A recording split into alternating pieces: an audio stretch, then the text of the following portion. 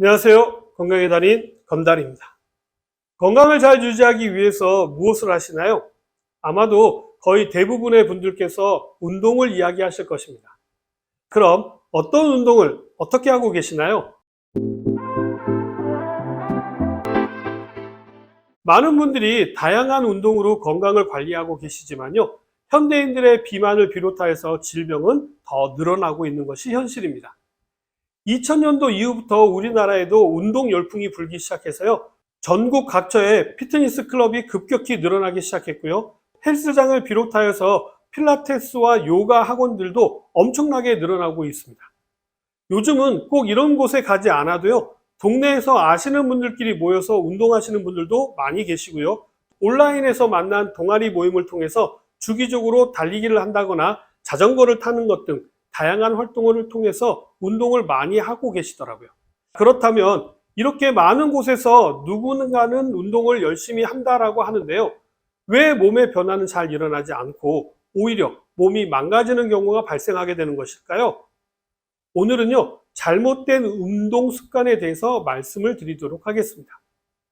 가장 흔한 잘못된 운동 습관은요, 적당히 장시간 운동하는 것입니다. 아마도 많은 분들이 걷기 운동을 하시는데 여기에 해당되시는 분들이 많으실 겁니다. 천천히 오랜 시간 하는 것은요, 좋은 운동 전략은 아닙니다. 운동이라고 하는 것은 적당한 자극이 주어져야만 효과가 나타나기 때문이죠. 그렇기 때문에 걷기를 하실 때도 약간 숨이 찰 정도의 속도로 걷기를 하시는 것이 중요합니다. 물론 얼마나 길게 하실 것인지, 휴식은 어떻게 취할 것인지는 본인의 몸 상태에 따라서 조절하시면 되고요. 점진적으로 자극을 높이는 쪽으로 진행하시는 것이 무엇보다도 중요합니다. 때로는 쉬엄쉬엄 하면서 1시간 동안 운동하기보다는요, 쉬지 않고 30분간 고강도 운동을 하시는 것이 훨씬 더 효과가 좋을 수 있기 때문입니다. 다음, 이 부분도 많은 분들이 잘못하고 계시는 부분인데요. 운동을 하러 나왔으면 운동에 집중하셔야 합니다. 헬스클럽에 가서 보게 되면요, 쉬는 시간에 스마트폰을 보시는 분들이 너무 많으십니다. 더군다나 요즘은요, 운동하는 모습을 SNS에 올리기 위해서 사진을 찍느라 운동에는 신경도 안 쓰고 포즈에만 신경 쓰시는 분들이 많으시더라고요. 자, 이렇게 되면 운동의 효과가 나타나지 않을 수밖에 없습니다. 특히 근력 운동의 경우에는요, 쉬는 시간이 길어지게 되면 근육의 긴장도가 떨어지기 때문에 운동의 효과가 현저하게 낮아지게 됩니다. 음악을 들으면서 운동하시는 분들도 많으신데요.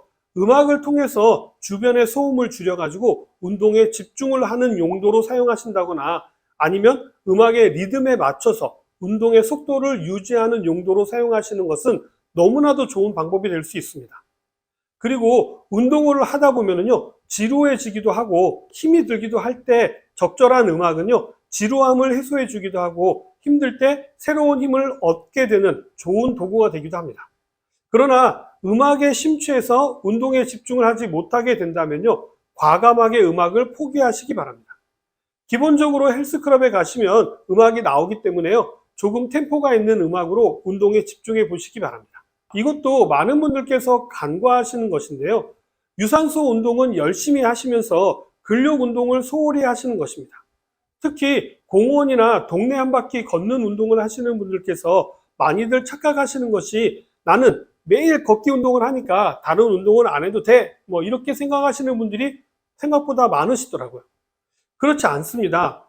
유산소 운동도 중요하지만요. 근력 운동도 아주 중요하기 때문입니다. 특히 나이가 들수록요, 근력 운동의 중요성이 커지는데요. 나이가 들수록 근육량이 줄어들게 되기 때문이죠. 이렇게 되면 근력이 떨어지게 되어서 관절 질환이 증가하게 되는데요. 관절염을 비롯하여서 허리 디스크와 같은 것도 모두 근력이 떨어져서 오는 질환인 것입니다. 나중에는요, 걷기조차 힘들어지게 되는 것이죠. 요즘은 젊은 사람들도 걷거나 계단을 이용하지 않고 자동차나 엘리베이터만 이용하다 보니까 젊은 나이에도 관절 질환이 많이 나타나는 이유가 모두 근력이 약해져 있기 때문입니다. 꼭 운동을 한다고 하더라도요, 제대로 하지 않기 때문인 것이죠. 근력 운동에 대해서도 오해하시는 분들이 많이 계시는데요. 근력 운동도 유산소 운동 못지않게 많은 에너지를 사용하게 됩니다. 그래서 다이어트에 도움이 된다라고 알고 계시지만요, 우리가 먹은 칼로리를 모두 운동으로 소비하려면요, 조금 과장해서 하루 종일 운동만 해야 합니다. 그렇기 때문에 운동으로 다이어트는요, 절대로 불가능한 일이라고 보시면 되고요.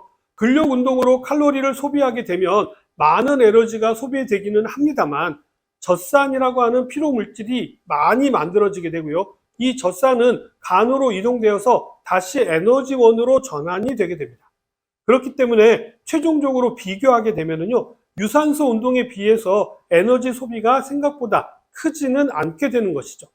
그리고 또 한 가지가 더 있는데요. 근육이 늘어나면 기초 대사량이 늘어나서 칼로리 소모가 잘 된다라고 알고 계시지만요, 이것 또한 잘못된 정보입니다. 이런 현상은 일시적으로 일어나고요, 근육량이 늘어나도요, 시간이 지나면 기초 대사량은 원래대로 다시 되돌아가게 됩니다. 이 부분도 꼭 참고하시기 바랍니다. 다음의 것도 많이들 공감하실 것 같은데요. 바로 같은 운동만 계속해서 반복하는 것입니다. 물론 기초 체력을 길러주는 운동은요, 계속해서 반복적으로 해주시는 것이 중요합니다. 예를 들자면 걷기라든지 뛰기라든지 계단 오르기, 팔굽혀펴기 같은 운동은요, 지속적으로 하시는 것이 중요합니다. 그러나 그 밖의 운동은요, 적절하게 다른 근육들을 쓸 수 있도록 바꾸어 주시는 것이 중요합니다. 예를 들자면요, 겉근육 운동을 일정 시간 해주었다고 한다면요, 속근육 운동으로 바꾸어 주시는 것도 도움이 되고요. 필라테스를 오래 하셨다고 한다면요, 클라이밍 같은 운동을 해보시는 것을 추천드립니다. 반대로 활동적인 구기 운동을 하셨다고 한다면요, 정적인 요가 같은 운동도 도움이 되겠죠. 결국 운동이라고 하는 것은요, 앞에서도 말씀드린 대로 자극이기 때문에요, 적절한 다른 자극이 필요하다라는 이야기입니다. 다음으로는 무엇이든지 그렇듯이 혼자서 꾸준히 하는 것은 결코 쉬운 일이 아닙니다. 그렇기 때문에 운동은 혼자서 하기보다는요, 같이 하실 수 있는 파트너가 있는 것이 좋습니다. 요즘은 온라인상으로 의견이나 정보를 공유하고요, 오프라인에서 모여가지고 운동하시는 분들이 많이 계시더라고요. 주로 지역 커뮤니티를 이용하시는 분들이 많으신데요, 이런 것은 아주 좋은 방법이 될 수 있겠죠. 아니면 부부가 같이 하시는 것도 좋고요, 동네 이웃분들과 같이 하시는 것도 좋습니다. 서로에게 힘이 되어주기도 하고요, 동기부여가 되어줄 수 있는 파트너와 함께 운동하시는 것을 적극 추천드립니다. 마지막으로 운동 중에라든지 혹은 운동 후에 스포츠 드링크 같은 음료를 드시는 분들이 많으시더라고요. 대부분의 스포츠 드링크는요, 갈증 해소와 기운을 북돋아 주는데 도움이 되기 때문에요, 과도한 운동을 하시는 스포츠 선수들에게는 도움이 되는 부분이 있지만요, 일반적으로는 그냥 물을 드시는 것이 가장 좋습니다. 땀을 많이 흘린 경우라고 한다면요, 약간의 천일염과 같은 소금을 조금 넣어서 드시는 것이 아주 좋죠. 땀으로 소실된 전해질을요, 공급하는 역할도 할 수 있기 때문인데요, 적절하게 미네랄을 공급해서 전해질 균형을 유지하는 것은 아주 중요합니다.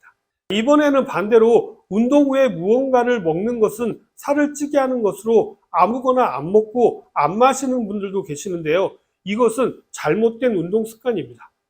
연예인 김종국 씨가 이런 말을 했습니다. 먹는 것까지가 운동이다. 정말 맞는 말입니다. 운동 후에는요, 적절한 미네랄과 비타민, 그리고 식이섬유가 풍부한 탄수화물과 단백질을 공급해 줘야 운동 시에 소실된 영양분을 보충할 수가 있습니다. 오늘은 잘못된 운동 습관에 대해서 말씀을 드렸는데 어떻게 좀 도움이 되셨나요? 그럼 저는 다음 시간에 더 좋은 내용을 가지고 다시 찾아뵙도록 하겠습니다. 감사합니다.